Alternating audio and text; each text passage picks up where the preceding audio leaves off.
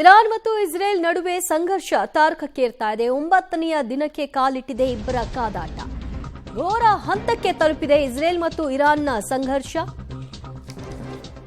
12 ಗಂಟೆಯಲ್ಲಿ ಇಬ್ಬರು ಟಾಪ್ ಕಮಾಂಡರ್ಗಳನ್ನ ಹತ್ಯೆ ಮಾಡಿದೆ ಇಸ್ರೇಲ್. ಇಸ್ರೇಲ್ ಪಡೆಗಳಿಂದ ಇರಾನ್ ಕಮಾಂಡರ್ಗಳನ್ನ ಹತ್ಯೆ ಮಾಡಿ ಮುಗಿಸಲಾಗಿದೆ. ನಿರ್ದಿಷ್ಟ ಗುರಿಯನ್ನು ತಲುಪಿದ್ದಾರೆ. ಇರಾನ್ನ ಶಿರಾಜ್ ನಗರದ ಸೇನಾ ನೆಲೆ ಮೇಲೆ ದಾಳಿಯನ್ನ ನಡೆಸಿದೆ ಇಸ್ರೇಲ್. ಇಸ್ರೇಲ್ಗೆ ಇರಾನ್ ವಿದೇಶಾಂಗ ಸಚಿವ ವಾರ್ನಿಂಗ್ ಸಹ ಕೊಟ್ಟಿರುವಂಥದ್ದು. ನೀವು ಏನ್ ಮಾಡ್ತೀರಿ ಅದಕ್ಕೆ ಪ್ರತಿಯಾಗಿ ಅನುಭವಿಸ್ತೀರಿ ಅಂತ. ಸಂಘರ್ಷದಲ್ಲಿ ಅಮೆರಿಕ ಎಂಟ್ರಿ ಆದ್ರೆ ಪರಿಸ್ಥಿತಿ ಘೋರವಾಗಿರುತ್ತೆ ಅಂತ ಎಚ್ಚರಿಸಲಾಗಿದೆ. ಎಲ್ರಿಗೂ ಕೂಡ ತುಂಬಾ ತೊಂದರೆ ಆಗೋದು ನಿಶ್ಚಿತ. ಇಂತಹ ದಾಳಿಯ ಸಂದರ್ಭದಲ್ಲಿ ಇರಾನ್ ವಿದೇಶಾಂಗ ಸಚಿವ ಅಬ್ಬಾಸ್ ಪ್ರತಿಕ್ರಿಯೆಯನ್ನ ಕೊಡಲಾಗಿದ್ದು ಎಚ್ಚರಿಕೆಯನ್ನ ಕೊಟ್ಟಿದ್ದಾರೆ ಇಸ್ರೇಲ್ಗೆ ಮತ್ತು ಅಮೆರಿಕಾಗೆ. ಅಮೆರಿಕ ಎಂಟ್ರಿ ಆದ್ರೆ ಘೋರ ಪರಿಸ್ಥಿತಿಯನ್ನ ಎದುರಿಸಬೇಕಾಗತ್ತೆ, ಬಿ ಕೇರ್ಫುಲ್ ಅಂತ. ಇಬ್ಬರ ನಡುವಿನ ಸಂಘರ್ಷ ಯಾವ ಹಂತಕ್ಕೆ ಹೋಗುತ್ತೆ ಅಂತ ಯಾರಿಗೂ ಗೊತ್ತಿಲ್ಲ. ಇಸ್ರೇಲ್ ಕೂಡ ತಾನು ಹಿಂದೆ ಸರಿಯಲ್ಲ, ಈ ಕಡೆ ಇರಾನ್ ಕೂಡ ಹಿಂದೆ ಸರಿಯಲ್ಲ, ಅಮೆರಿಕ ಬೇಕಾದ್ರೆ ನಾನು ಕೂಡ ಎಂಟ್ರಿ ಆಗ್ತೀನಿ ಅನ್ನೋ ಲೆವೆಲ್ನಲ್ಲೇ ಮಾತನಾಡ್ತಾ ಇದ್ದಾರೆ. ಯಾವ ಹೊತ್ತುಗೊತ್ತಿನಲ್ಲಿ ಏನಾಗುತ್ತೋ ಗೊತ್ತಿಲ್ಲ ಅಂತ.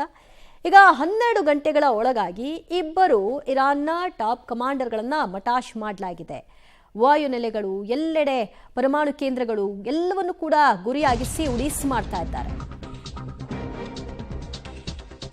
8ನೇ ದಿನವೂ ಮುಂದುವರೆದಿದೆ ಇಸ್ರೇಲ್ ಮತ್ತು ಇರಾನ್ನ ವಾರ್. ಇರಾನ್ನ ನ್ಯೂಕ್ಲಿಯರ್ ಘಟಕಗಳ ಮೇಲೆ ಅಟ್ಯಾಕ್ ಅನ್ನ ಮಾಡಲಾಗಿದೆ ಇಸ್ರೇಲ್ ಕಡೆಯಿಂದ.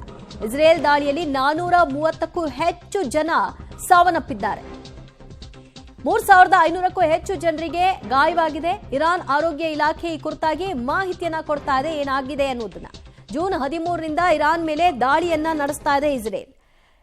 ಬಹಳಷ್ಟು ಸಾವು ನೋವುಗಳಾಗ್ತಾ ಇದೆ. ಅಪಾರ ಸಂಖ್ಯೆಯಲ್ಲಿ ಗಾಯಾಳುಗಳು ಆಸ್ಪತ್ರೆಗೆ ದಾಖಲಾಗ್ತಾ ಇದ್ದಾರೆ. ಹಲವರು ಆಯಾ ಪ್ರದೇಶಗಳನ್ನೇ ಬಿಟ್ಟು ಪಲಾಯನವನ್ನ ಮಾಡ್ತಾ ಇದ್ದಾರೆ. ಈ ಸರ್ಕಾರಗಳು ಏನು ಮಾಡ್ತಾ ಇದೆ, ಏನು ಹೆಜ್ಜೆ ಇಡ್ತಾ ಇದ್ದಾರೆ ಯಾರಿಗೂ ಕೂಡ ಗೊತ್ತಿಲ್ಲ. ಒಟ್ಟಲ್ಲಿ ಸಾವಿನ ಸಂಖ್ಯೆ ದಿನದಿಂದ ದಿನಕ್ಕೆ ರೈಸ್ ಆಗ್ತಾ ಇದೆ. ಈ ಬಗ್ಗೆ ಇವತ್ತು ಇರಾನ್ ಎಷ್ಟು ಸಾವಾಗಿದೆ, ಎಷ್ಟು ಜನ ಗಾಯಗೊಂಡಿದ್ದಾರೆ, ಏನಾಗಿದೆ, ಇದರ ಪ್ರತೀಕಾರವಾಗಿ ಏನು ಮಾಡ್ತೀವಿ ಅನ್ನೋದರ ಬಗ್ಗೆ ಒಂದು ಪ್ರಕಟಣೆಯನ್ನು ಕೂಡ ಹೊರಡಿಸಿದೆ.